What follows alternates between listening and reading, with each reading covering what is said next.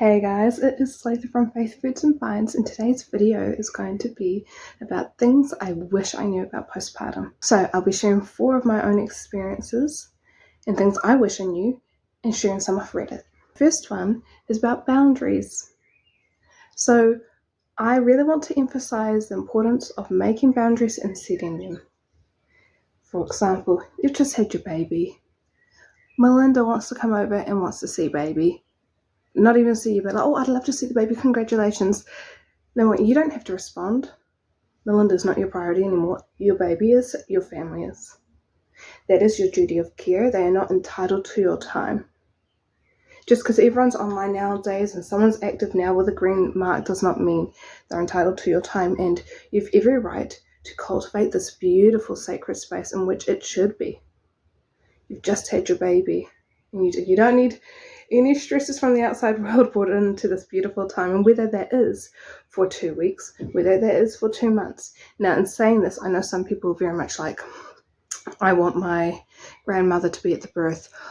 I want all my family there to meet the baby when we come home, to each their own. I'm not saying that. I'm just saying the importance of having these boundaries. So if you don't want someone to come over and see baby, or people are messaging you, we want to see baby, or like, are they here? Are they here?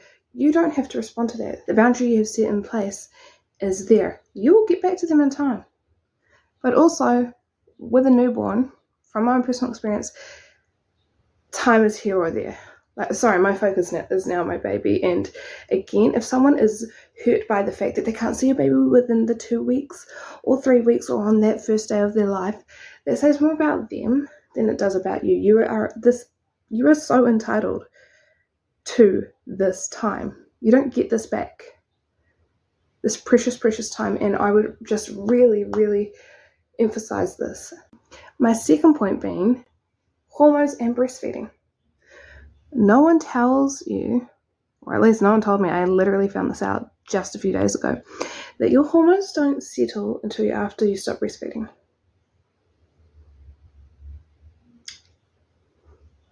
Which I feel like explains a lot. I kind of feel like, oh, you've had your baby and the whole pregnancy you've had this support from family, friends, your midwife, and this, that, and the other, and then all of a sudden it just disappears.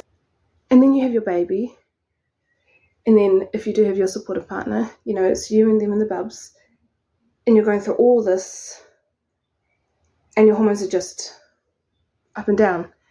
And sometimes I've brushed it off myself. I'm like, I should get together, come on. I'm a mum. I got to push through, but actually understanding this is out of my control. And my hormones will not settle. Your hormones will not settle until you stop breastfeeding. My third, very important, and I know some of the Reddit posts will touch with this, mental health. And when I say mental health, be positive, great, cool. That's not what I'm talking about. I'm talking about baby blues and or postpartum depression. I had people saying, oh, you're not depressed. Except one person, my midwife, who was like, oh, I think you should go get checked out. And I did go get some counseling and I totally recommend it, by the way, okay? Because I was going through so much trials and tribulations of my own that this is what no one told me. My whole pregnancy, no one, not the OBGYN, not the midwife, not friends or family, not anything online. I did not hear about it. The importance and the significance, of how drastically your life changes having a baby. And I'm talking about, cool, baby is here. All of a sudden, in those moments, those first 2 days, it's like, oh my gosh, my little baby, oh my gosh. And it's still like that. That being said, your day becomes revolved around them. Now, in my case, when I've had, and I mean, sorry, with everyone's cases, if this is your first time mum, in our case, prior to now, you live your life for yourself. Even if that's just going to work or studying or whatever it may be, you've lived your life for yourself. Even if you've chosen to lie down on the bed for 10 minutes, because you can, because you're not in a rush, because you have no obligations, you don't have any responsibilities, big responsibilities, then all of a sudden, you're needed 24/7. They're dependent on you for their survival. And that is a shock to the system. Because all of a sudden, my whole life up to now, I've been able to do what I want vaguely, Even in pregnancy, yeah, it was shit. And it was hard. But I was still able to do stuff that I wanted, give or take. And then that being stripped away like this was a shock. It's like part one of the mental health, like, please be aware. I feel like being aware, if I was aware, I feel like it wouldn't have hit me so hard because I kind of knew what to expect, but I wasn't aware. And so it hit me so badly. Going into the second part with the mental health, it hit me so badly where I was having thoughts. I just wanted to leave. I wanted to escape. I wanted to go. And when I talked to the counsellor about this, she said, number one, it is normal. But like that wasn't me being a bad mum. I went out, bye baby, I want to go. No, she said, this is normal. This is you wanting, all of a sudden you become mum. And you're just wanting, in my case, obviously, I want Talitha. Who's Talitha? I miss myself. I don't know who I am. I don't know what I do, because all of a sudden, that's not my life anymore. And in those moments, I just wanted to escape. Someone take the baby. I want out. And that's really difficult when it's, in my case, when I've prayed and I've longed and I've hoped for my baby. Before pregnancy, during the pregnancy, and then even now. And to have those thoughts and feelings shocked myself. The other thing, and I know again some of the Reddit posts will touch on this, around for me, 4:30, that evening time, I was so scared. That's like when it would hit the most. Sometimes throughout the day it would be okay. I'm like, oh, I've got this. It hits that evening time and I'm like, I know. Especially in those first few weeks, it's like, and here we go. I'm going to be up. Especially if you're exclusively breastfeeding, I'll say. Formula, it may be different because it can be shared responsibility between you and your partner. If you are in cahoots with your partner, if you're single and raising your child, again, like, you got to do it all by yourself, and that is really challenging and difficult. And as soon as it hits that time, I've seen a lot of other mums, first-time mums, say that as well, where it hits that time and they break down. And that is normal, but you are not alone, and I have gone through that too. We can't change it, but the only piece of advice I would give is that, say it's 4:35 and you're upset and you're all these feelings and emotions and hormones, everything, and it feels like the world is swallowing you and you're just suffocating from it all. Just remember, there is another mama out there right now feeding. It's 12:30 at night, there is another mama out there feeding. It's 3 a.m, there is another mama out there feeding. We're not alone. Like, if you think about it that way and kind of see yourself from like a satellite view, there's a mummy here, there's a mummy here. We're all doing this together, independently but together. My other point I want to make is, people will tell you the famous quote, sleep when baby sleeps. And as I've seen some other mums say, well, I'll fold laundry when the baby folds laundry. Sleep when baby sleeps. My baby is sleeping. But, sometimes it's like the bed ain't made, and if I can just get that done for the day, it feels better. And so I do that. Or it's like the other week, baby was sleeping, but guess what? It was lunchtime and I was hungry. I ate my lunch, baby wakes up. The sleep when baby's sleeping is so... I know it comes from a good place, but it's just like quite unrealistic most of the time. So if people say that to you, just water off the duck's back, let it be. Just be like, okay, I will do. But realistically, if it works and you're able to, great.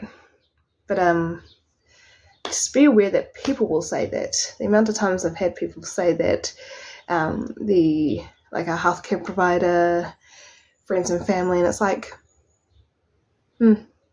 Also, do you think I don't know that? I don't know. And now we will be reading off r/baby bumps for some things we wish you knew about postpartum. Here's one for obviously your mamas. And this is from Fun Parent. They say, it burns to pee for a bit afterwards, and it's even worse if you tear. If you lean forward and put your chest to your knees to pee, it reduces the amount of burning. So that's some good advice. So we have Jiffanerum, who says, now they do have 3 kids, bear in mind, in my experience, I wish I knew that I'd never have any time to myself. I knew babies required a lot of care, but you don't realize that your life is now not your own for the first time in your life. Free time is used up for showers or laundry or something else that is not fun or fulfilling.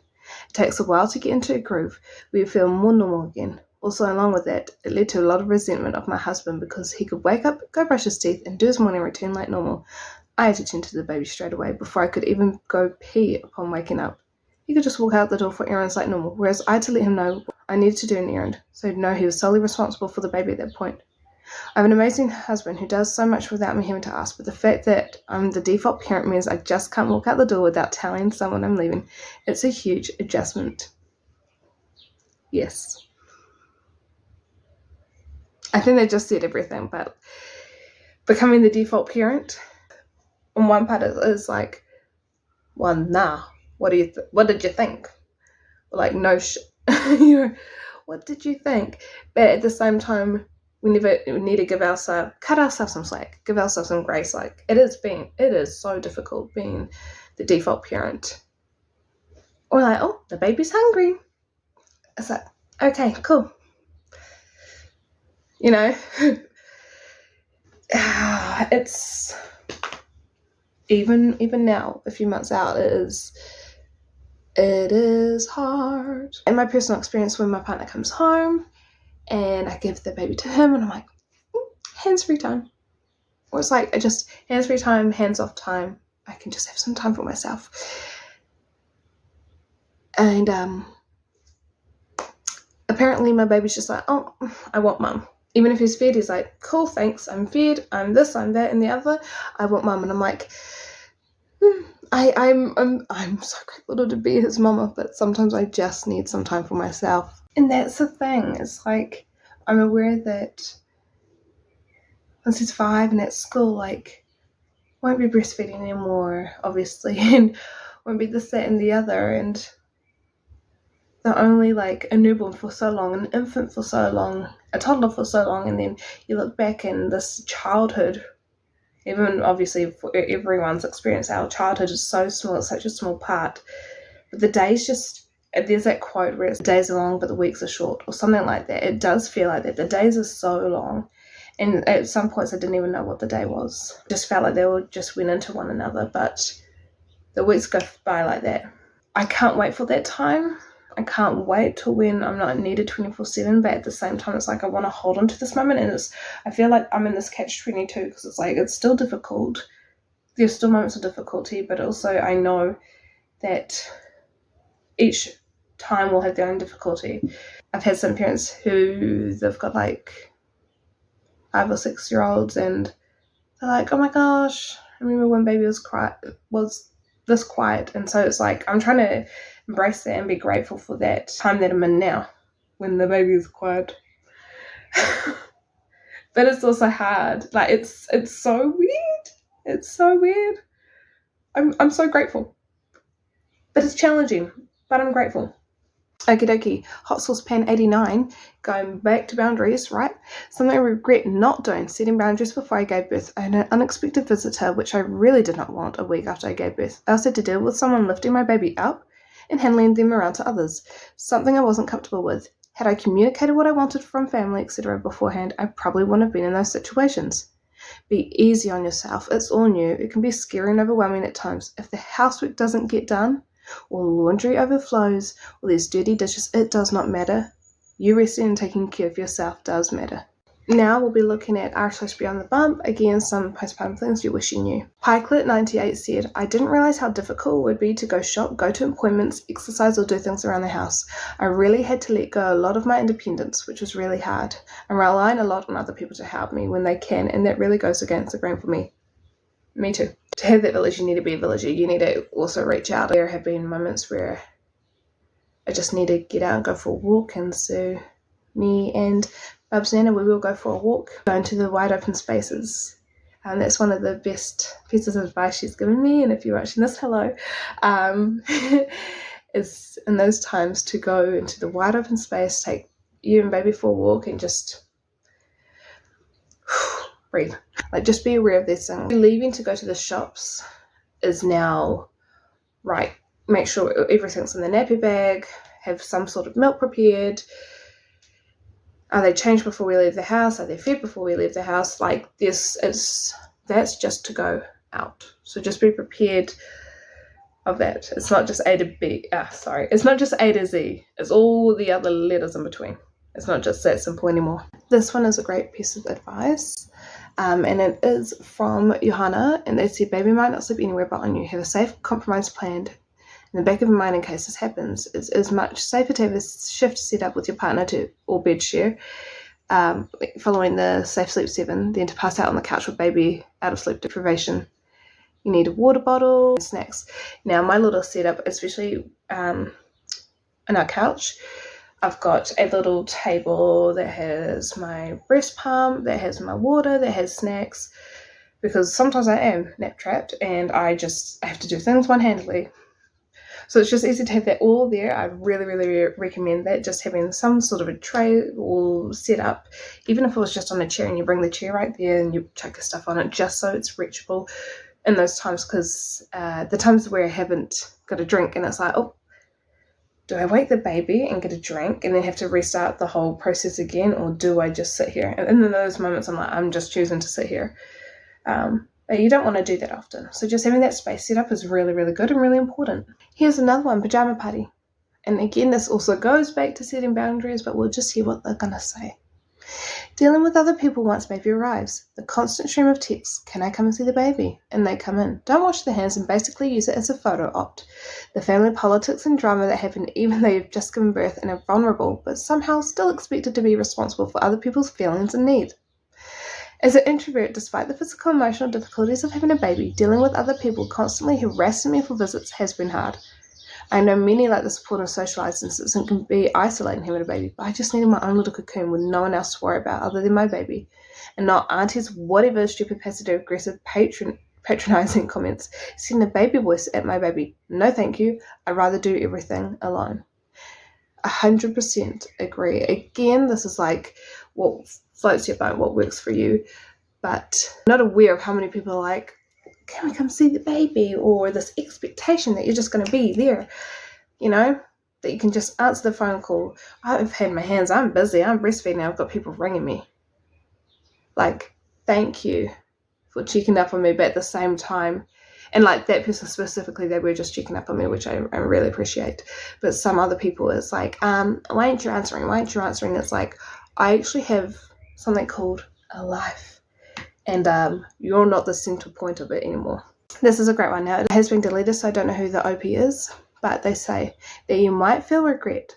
Sometimes it lasts, but thankfully more often than not, that horrible feeling goes away, that you're more who you used to be, your old life, and all you are knowingly lost and gave up. The cost is so high, but so worth it. 100% agree. We'll be honest, there are times where I'm like, I wish I had known, so like I would have just not wasted my time in the past prior to having baby. Like, that would be my main advice right now. Even if you're pregnant and you're giving birth tomorrow, do whatever you can do.